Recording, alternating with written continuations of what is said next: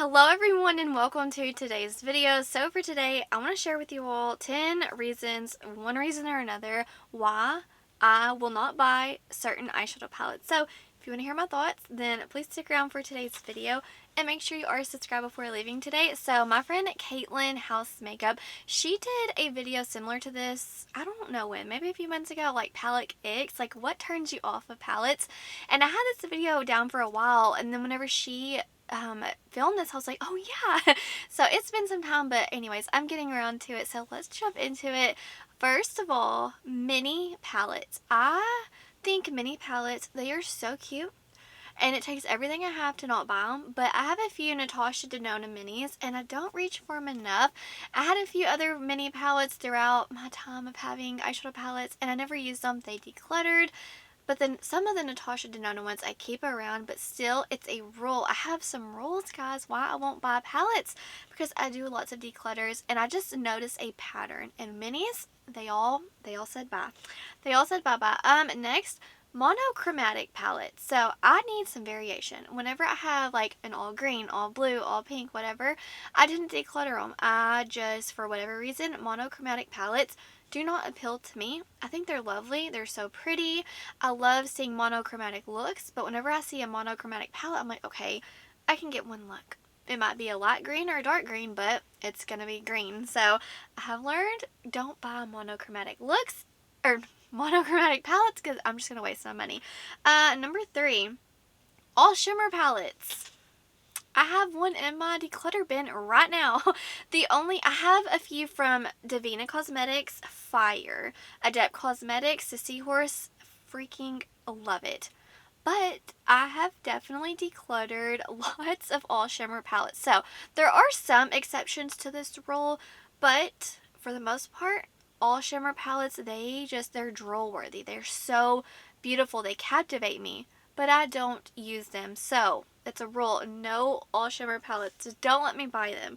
Okay, and on the flip side, number 4, all matte palettes. I need a little sparkle in my life. I technically could buy all matte palettes because I have so many beautiful shimmer shades in other palettes, but I need a palette that has it all, and so I don't need an all matte palette. I would prefer all matte versus all shimmer. I know that's weird, but all matte palettes and all shimmer palettes, I need to stop it. Okay, so moving on to number 5, palettes that are too big. Kind of the opposite of the minis. If it's too big, I'm not going to use it.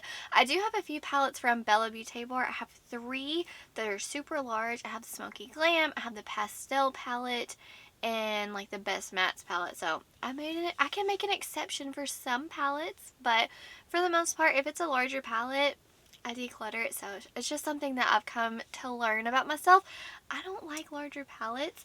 Number 6, plastic. Oh, I have it right here in my declutter bin. For example, I don't like plastic packaging.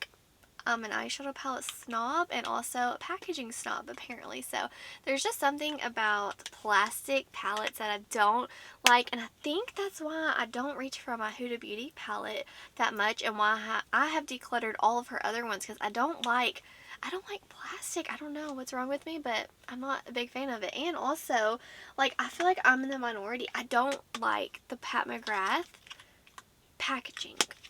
I know, it's just, I don't know why. What's wrong with me? I'm not a big fan of the texture. Anyways, so number 7, I need a palette that has got some contrast. So I need something that goes super light to super deep. If it's just one, like, main, let me get another palette out. For example, the Nomad Royal Europe. This is all like mid to deep. I need something that's light to deep, not just something mid-tone, you know? I don't know, it's just something that I look for in palettes, whereas, like, whenever I'm buying, I'm trying to be smarter. If it doesn't have light shades, deep shades, middle, I need all of them. I need some range, I need some versatility, so that's something where I'm learning about myself. If I see a palette that's super pretty, a really, like, pop-in new palette, and there's not lots of versatility, I'm trying to pass on it, because I look at it, and for me personally, I can't get too many different looks, because I need that range, and also it helps me blend. Number 8, if there's not a mirror in a palette, why does that bother me? I have no idea, but I tend to skip if there's a new palette launching and it doesn't have a mirror, 9 times out of 10 I just completely skip over it. But there I do have some palettes, like for example, well, I didn't buy this one, but the Inslee Rain, this one doesn't have a mirror and it doesn't really bother me. I prefer mirrors, but like it is what it is. But for the most part in my collection, if it doesn't have a mirror, it's either decluttered or I'm not gonna buy it. I don't know, that's just something weird about me. I prefer mirrors, especially with the price point when it's so high.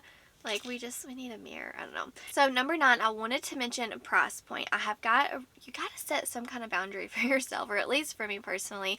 Whenever we start to see palettes go over that $60 mark, I'm like, okay, there's only certain brands that I'm willing to splurge when it hits like 60, 70. And then whenever you hit like 80 plus, it's, I really gotta draw back and I'm like, do I really want it? There's only probably, I can count on my hand, like 5 palettes that I've spent like that much. I'm thinking the Metropolis palette, the Adept Seahorse palette, the new Devinah Cosmetics palette. Like there's only a few palettes that I have spent that away, 80 and up and 100 and up. There's just a few brands that I'm willing to do that, but at the end of the day, it's kind of a rule for me. I really like sales. So let's see, number 10, I just feel like we all have to set boundaries at some point, and these brands, they're going to keep rising and rising, and that price point's going to keep jumping, but at some point, like, I gotta pull back, so just, I'm curious to hear what yours is. But when it's like that 60, 70, I'm like, I don't know, that's expensive. You're starting to be able to pay bills now. Number 10, I'm sorry, ColourPop. If you love ColourPop, I love ColourPop too. I think they get me with the packaging. The formula's fine, but I've decluttered, I'm pretty sure, every single ColourPop palette in my collection. I don't reach for them. So a lot of times they won't even have mirrors in there. It's just like my 10 rules, I'm going to call it. I don't know. I'm not reaching for ColourPop, so even though ColourPop has the cutest packaging, whenever they launch stuff, I'm like, okay, I can honestly admire that from afar. I can't wait to see everyone's looks, but at the same time, I need to save my money because I know I'm not going to be reaching for the palette. So if you love ColourPop, I love ColourPop. I love you. It's just, and for me, I have to make smart decisions, and I don't need to buy ColourPop palettes because I don't use them. Anyways, guys, those are my top 10 rules that I have kind of set in place for myself. I do lots of declutters over here, and throughout time I have learned what I like and what I don't like, and I just thought it was super fun to share with you all some of the things I've learned about myself. I would love to hear down below what makes you not want to buy a palette. Also, shout out to my friend Caitlin, because she also did a video very similar to this, like her palette Icks. So let me know your Icks down below. But yeah, I came up with a few, and I was like, you know what? These are honestly rules that I like to follow when thinking about purchasing new palettes. So that's going to do it for today's video. Wherever you are in the world, I hope you're doing well. I hope that you are healthy, happy, and safe. Stay beautiful. Bye, guys.